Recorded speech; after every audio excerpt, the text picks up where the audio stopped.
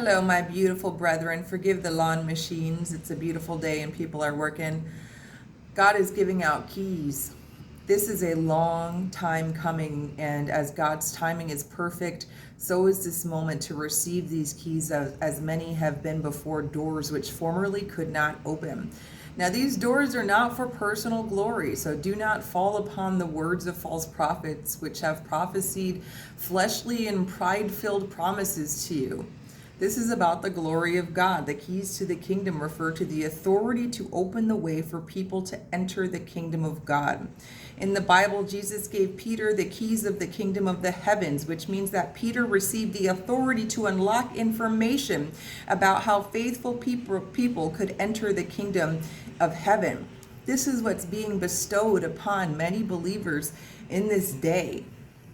Those who are being commissioned. You know what, let's start with some scripture and then I'm going to close with this piece. Matthew 16:19, I will give you the keys of the kingdom of heaven, and whatever you bind on earth shall be bound in heaven, and whatever you loose on earth shall be loosed in heaven. Many believe that they have been binding or loosing, yet neither have happened. Does not happen without the authority of being given these keys from God himself. Does not happen unless you go through certain seasons. Does not happen. And as many have crossed over the Jordan now, as the Lord has been ministering in the past several videos, it is time. The Great Commission has begun. And to those who hear about ministry and commissioning and the saving of souls, and they kind of back burner it to their own desires, you will not be receiving keys. Not my word. Isaiah 22:22, and I will place on his shoulder the key of the house of David. He shall open and none shall shut, and he shall shut and none shall open. Luke 11:52, for you have taken away the key of knowledge. You did not enter yourselves, and you hindered those who were entering. This is the word to many false prophets and false teachers. The keys of knowledge, the knowledge of God and his kingdom.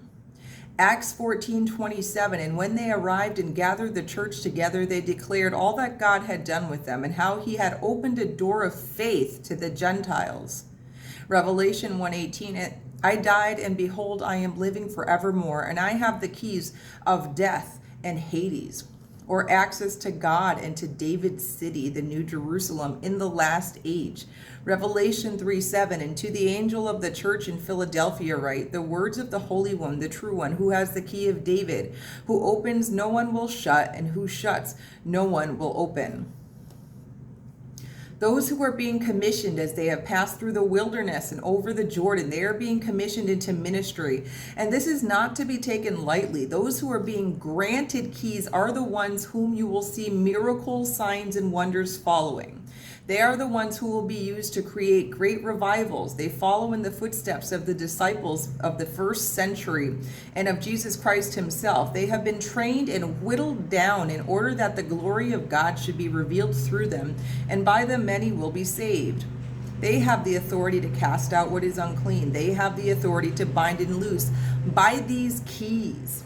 These are the sons of God being manifested as spoken in the word, as all creation has awaited for generation. This is the time and the promise. This is the glory of God, and for the glory of God. Do not take lightly what is coming upon this world. The world will witness great power by his hand directly and through those he is allotting these keys to now. Many are called and call themselves believers, yet few have heeded the call and have honored humility and God's glory above themselves. Many prophesy of the flesh and design traps for and from the enemy, yet few walk in the careful footsteps of Jesus Christ before. These keys are not to be taken lightly, nor is ministry. There is nothing greater in this world than to be called to save souls for Jesus.